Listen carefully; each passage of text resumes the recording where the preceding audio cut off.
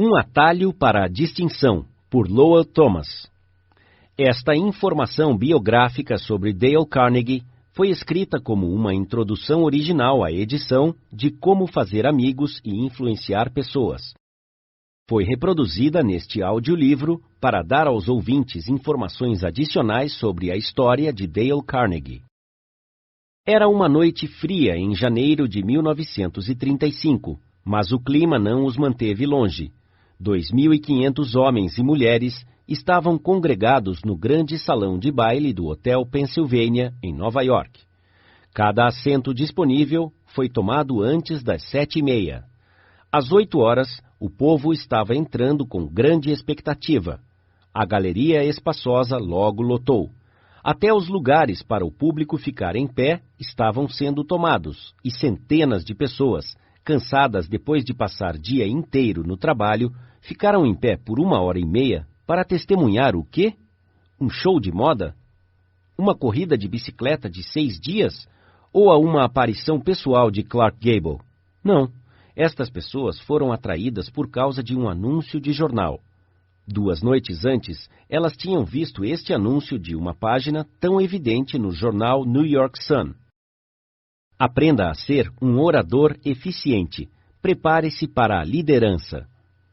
Coisas velhas? Sim, mas acredite se quiser, na cidade mais sofisticada da Terra, durante uma depressão, com 20% da população recebendo previdência do governo, 2.500 pessoas haviam deixado as suas casas e lotaram o hotel em resposta ao anúncio. As pessoas que compareceram eram da classe alta, executivos, empregadores e profissionais. Estes homens e mulheres tinham vindo para ouvir a abertura de um curso ultramoderno e ultraprático sobre como falar em público e influenciar pessoas nos negócios. Um curso dado pelo Instituto Dale Carnegie para Relações Humanas e Discursos Eficientes. Por que eles estavam ali, estes 2.500 homens e mulheres de negócios? Por causa de certa fome por educação devido à depressão?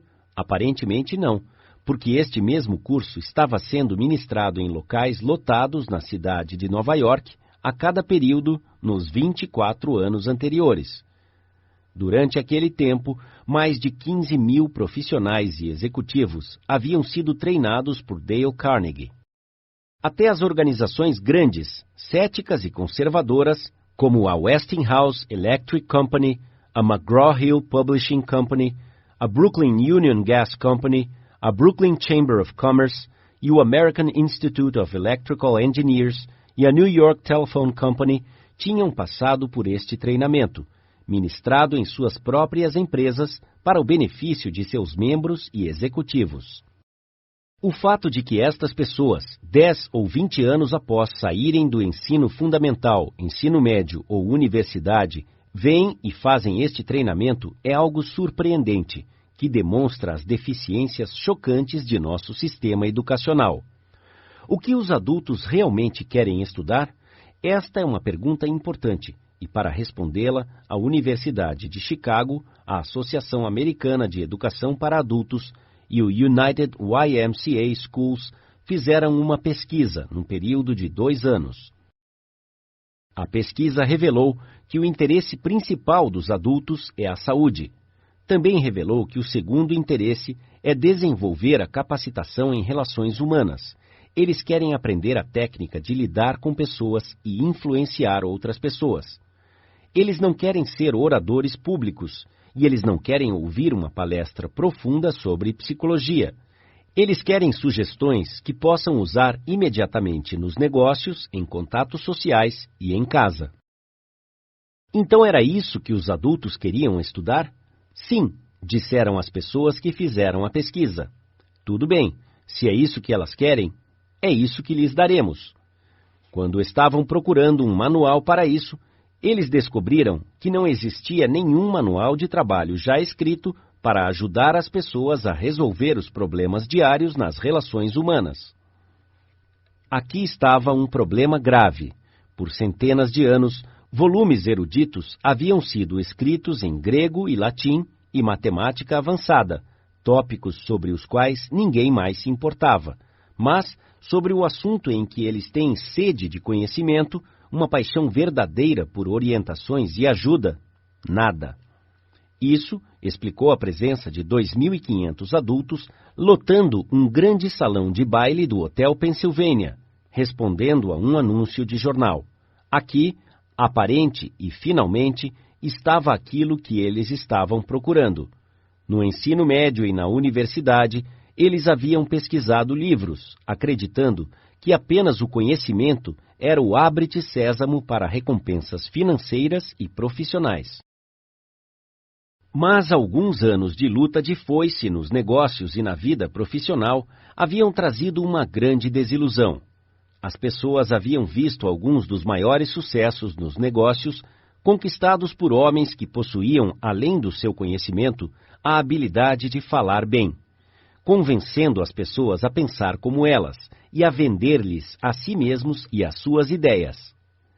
Elas logo descobriram que mais importante do que o conhecimento dos verbos em latim ou diploma de Harvard era alguém aspirar usar o chapéu de capitão e navegar o navio dos negócios, personalidade e a habilidade de falar em público. O anúncio no New York Sun prometia que a reunião seria altamente divertida, e foi. 18 pessoas que haviam feito o curso foram orientadas a tomar as suas posições em frente das caixas de som, e a 15 delas foram dadas exatamente 75 segundos cada para contar a sua história. Somente 75 segundos para falar. Então, pá, ia o martelo, e o presidente gritava: "Acabou o tempo! Próximo!" O espetáculo se movia com a velocidade de uma manada de búfalos atravessando o campo. Os espectadores ficaram em pé por 1h30 para assistir o show. Os oradores eram uma amostra representativa da vida. Vários representantes de vendas, um executivo de uma rede de lojas, um padeiro, o presidente de uma associação comercial, 2 banqueiros, um corretor de seguros, um contador, um dentista, um arquiteto, um farmacêutico, que havia vindo de Indianápolis para Nova York para fazer o curso, e um advogado que havia vindo de Havana para preparar-se para uma palestra importante de 3 minutos. O primeiro orador tinha o nome em gaélico, Patrick J. O'Hare. Nascido na Irlanda, ele frequentou a escola por apenas 4 anos, viajou para a América, trabalhou como mecânico e depois como chofer. Agora, entretanto, ele estava com 40 anos e tinha uma família em crescimento e precisava de mais dinheiro, então ele tentou vender caminhões. Sofrendo de um complexo de inferioridade, que conforme ele citou estava acabando com ele, ele teve que subir e descer a rua em frente ao seu escritório umas 6 vezes antes de conseguir coragem o suficiente para abrir a porta. Ele estava tão desencorajado como vendedor que estava pensando em voltar a trabalhar com as suas mãos, numa loja de máquinas e equipamentos, quando um dia ele recebeu uma carta convidando-o a participar de uma reunião organizada pelo curso Dale Carnegie para discursar eficientemente. Ele não queria participar, ele temia que iria se associar com vários colegas graduados e que ele se sentiria como um peixe fora d'água. A sua esposa, desesperada, insistiu que ele fosse, dizendo: "Talvez isso te faça bem, Pat. Deus sabe que você precisa disso." Ele foi até o local onde a reunião seria realizada e ficou na calçada por 5 minutos antes de conseguir autoconfiança suficiente para entrar na sala. As primeiras vezes que ele tentou falar em público, ele ficou tonto de medo. Mas, com o passar das semanas, ele perdeu o medo do público e logo descobriu que gostava de falar em público. Quanto maior o público, melhor. E ele também perdeu o medo de indivíduos e de seus superiores. Ele apresentou-lhes as suas ideias e logo foi promovido ao departamento de vendas. Ele tornou-se um membro valorizado e popular em sua empresa. Nesta noite, no Hotel Pennsylvania, Patrick O'Hare estava na frente de 2.500 pessoas e contou-lhes uma história alegre e engraçada sobre as suas realizações. Uma onda de risada após outra inundou aquele público. Poucos oradores profissionais poderiam ter igualado o seu desempenho.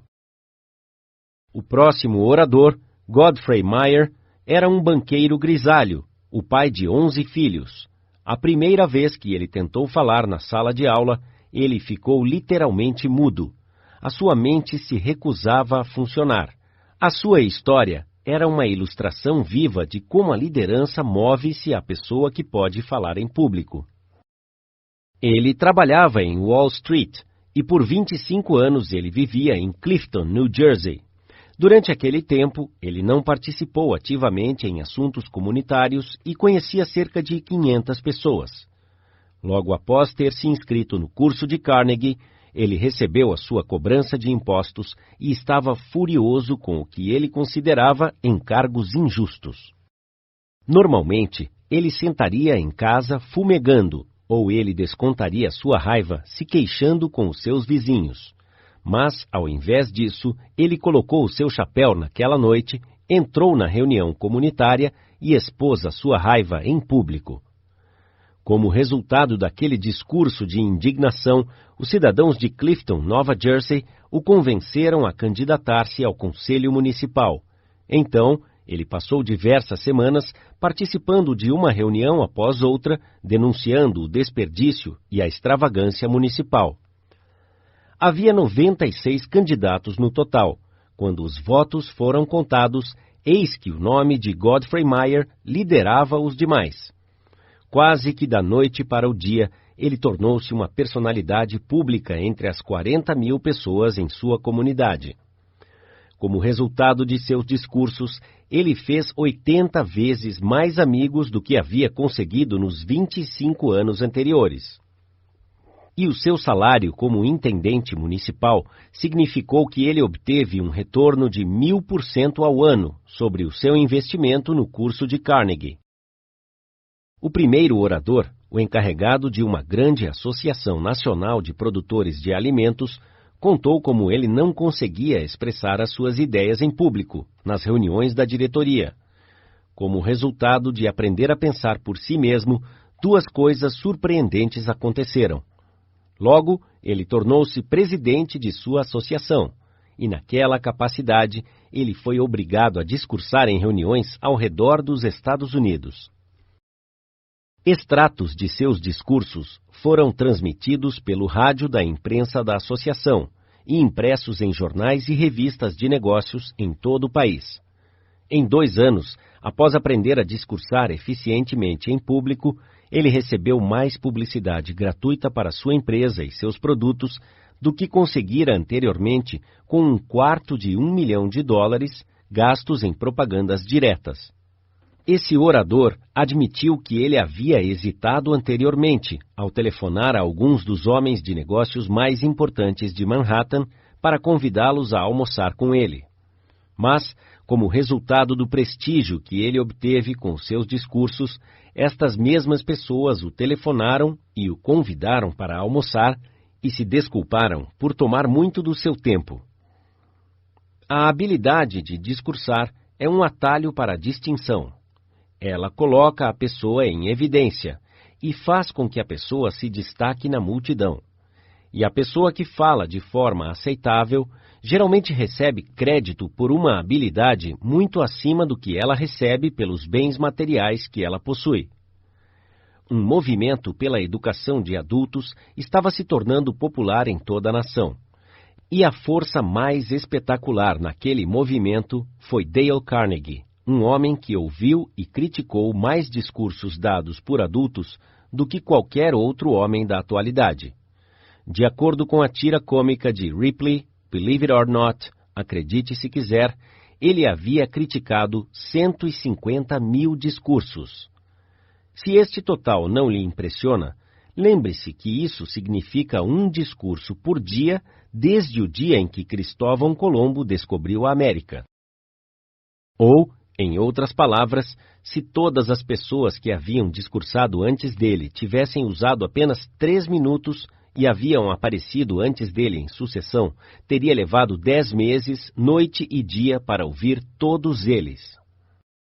A própria carreira de Dale Carnegie, cheia de contrastes nítidos, era um exemplo claro do que uma pessoa pode realizar quando estiver obcecado com uma ideia original e cheio de entusiasmo. Nascido numa fazenda em Missouri, a 10 milhas da estação de trem, ele nunca havia visto um carro até completar 12 anos de idade. Mesmo assim, quando ele completou 46 anos de idade, ele conhecia os cantos mais longínquos da terra, todos os lugares de Hong Kong a Hammerfest, e certa vez ele chegou mais perto do Polo Norte do que a sede de Almirante Byrd na pequena América que ficava no Polo Sul. Este garoto de Missouri, que certa vez catava morangos e cortava ervas daninhas por 5 centavos de dólar, tornou-se o instrutor mais bem pago por executivos de grandes empresas na arte de autoexpressão. Este cowboy de antigamente, que uma vez ajuntava gado, marcava bezerros e montava cercas no oeste de Dakota do Sul, mais tarde foi a Londres para fazer shows patrocinados pela família real. Este homem, que foi um desastre total nas primeiras 6 vezes que tentou falar em público, tornou-se meu gerente pessoal. Muito do meu sucesso aconteceu devido ao treinamento dado por Dale Carnegie. O jovem Carnegie teve dificuldade para conseguir uma boa educação, porque o infortúnio estava sempre atacando e contra-atacando a velha fazenda no noroeste de Missouri. Ano após ano, o rio 102 subia e inundava a plantação de milho e levava o feno na correnteza. Estação após estação, os porcos gordos adoeciam e morriam de cólera. O preço oferecido por gado e mulas baixava consideravelmente, e o banco ameaçava executar a hipoteca. Fatigados e desencorajados, a família vendeu a fazenda e comprou outra perto do State Teachers College em Warrensburg, Missouri. A acomodação e alimentação eram oferecidos na faculdade por $1 por dia, mas era muito para o jovem Carnegie. Então, ele ficou na fazenda e andava 3 milhas a cavalo todo dia para a faculdade. Em casa, ele tirava leite das vacas, cortava madeira, alimentava os porcos e estudava os verbos de latim à luz da lâmpada de querosene, até que os seus olhos nublavam e ele começava a cochilar. Mesmo que ele fosse dormir à meia-noite, colocava o alarme para despertar às 3 horas da manhã. O seu pai criava porcos da raça de Rock Jersey, e havia o perigo durante as noites muito frias que os filhotes congelassem e morressem. Então, eles eram colocados numa cesta, cobertos com um saco de carvão e colocados atrás do forno a lenha na cozinha. Devido à sua natureza, os porcos exigiam uma refeição quente às 3 da manhã. Então, quando o alarme soava, Dale Carnegie saía debaixo dos cobertores, levava a cesta de porcos para a mãe deles, esperava eles mamarem e depois os trazia de volta ao calor do forno a lenha. Havia 600 estudantes no State Teachers College, e Dale Carnegie era um dos que não tinha dinheiro para pagar o alojamento na cidade. Ele tinha vergonha de sua pobreza, que tornava necessária a sua volta a cavalo à fazenda para tirar leite das vacas todas as noites. Ele tinha vergonha do seu casaco, que era muito apertado, e suas calças, que eram muito curtas. Rapidamente, e desenvolvendo um complexo de inferioridade, ele procurou um atalho para a distinção.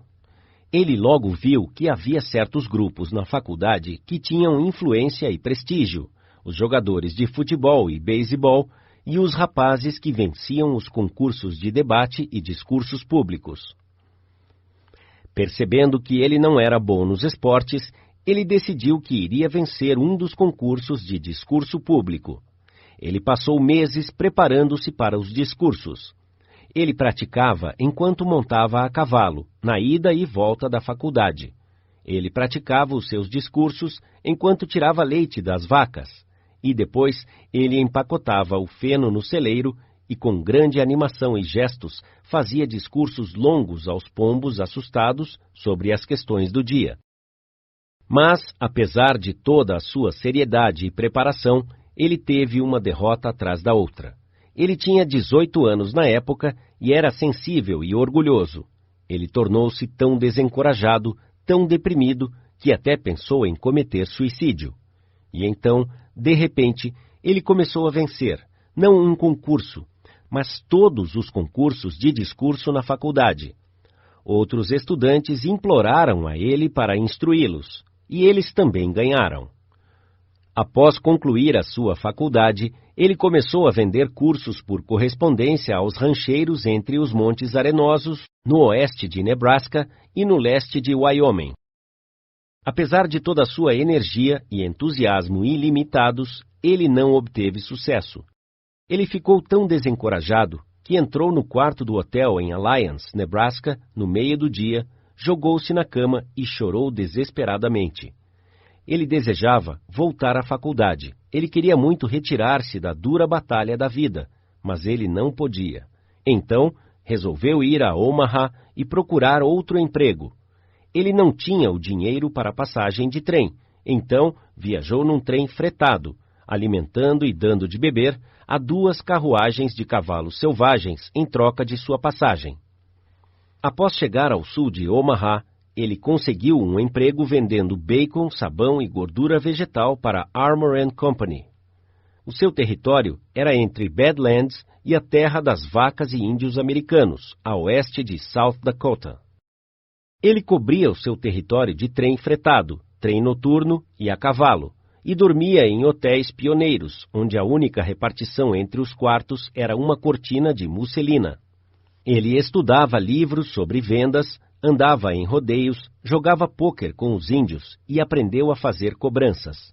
E quando, por exemplo, um lojista do interior não tinha dinheiro para pagar pelo bacon e presunto que havia pedido, Dale Carnegie tiraria uma dúzia de pares de sapatos das prateleiras, vendia os sapatos aos homens da ferrovia e enviava os valores para Armour & Company. Muitas vezes, ele andava 100 milhas por dia de trem fretado. Quando o trem parava para descarregar a carga, ele entrava na cidade, visitava 3 ou 4 comerciantes, pegava os pedidos e, quando o apito soava, ele corria rapidamente rua abaixo e pulava no trem que já estava em movimento. Em 2 anos, ele havia tomado um território improdutivo, que estava em 25º lugar, e havia alavancado as vendas para que assumisse o primeiro lugar entre todas as 29 rotas rodoviárias saindo de South Omaha. Armour & Company ofereceu uma promoção dizendo: "Você conseguiu o que parecia impossível." Mas ele recusou a promoção e pediu demissão. Foi a Nova York, estudou na Academia Americana de Artes Dramáticas e fez um tour pelo país no papel de Dr. Hartley, em Polly of the Circus. Ele jamais seria um Booth ou um Barrymore. Ele teve o bom senso de reconhecer isso. Então, ele retornou às vendas, vendendo automóveis e caminhões para a Packard Motor Car Company. Ele não sabia nada sobre maquinaria e nem se importava com isso. Totalmente infeliz, ele se convencia a fazer isso todos os dias. Ele desejava ter tempo para estudar, para escrever livros, que era o seu sonho desde a faculdade. Então, ele pediu demissão. Ele iria passar os dias escrevendo histórias e romances e, para se manter, iria ensinar à noite na escola noturna. Ensinar o quê? Quando ele olhou para trás e avaliou o seu trabalho na faculdade, ele viu que o seu treinamento sobre falar em público havia feito muito mais. Havia lhe dado confiança, coragem, postura e a habilidade para lidar com pessoas nos negócios, mais do que todos os seus cursos na faculdade juntos. Então ele pediu que as escolas do YMCA em Nova York lhe dessem a chance de realizar cursos sobre falar em público para empresários. O quê? Transformar empresários em oradores? Isso é um absurdo. O YMCA sabia que havia tentado tais cursos e sempre havia fracassado. Quando a diretoria se recusou a lhe pagar um salário de $2 por noite, ele concordou em lecionar com base numa comissão, tirando uma porcentagem dos lucros líquidos, caso houvesse lucros. e com base neste acordo, eles estavam lhe pagando $30 por noite, ao invés de 2. O curso cresceu. Outros membros ouviram falar dele, e depois outras cidades. Dale Carnegie logo tornou-se um itinerante glorificado, cobrindo Nova York, Filadélfia, Baltimore e, mais tarde, Londres e Paris. Todos os manuais eram muito acadêmicos e impraticáveis para empresários que procuravam pelos seus cursos. Por causa disso, ele escreveu o seu próprio livro, chamado Falar em Público e Influenciando Pessoas nos Negócios. Ele tornou-se o texto oficial de todos os YMCAs, assim como da Associação Americana de Banqueiros e da Associação Nacional de Homens de Crédito.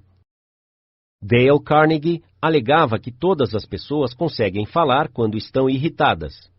Ele disse que se você der um soco no queixo do homem mais ignorante da cidade e o derrubar, ele, ao levantar-se, falará com uma eloquência, paixão e ênfase que poderia até competir com o famoso orador mundial William Jennings Bryan no ápice de sua carreira.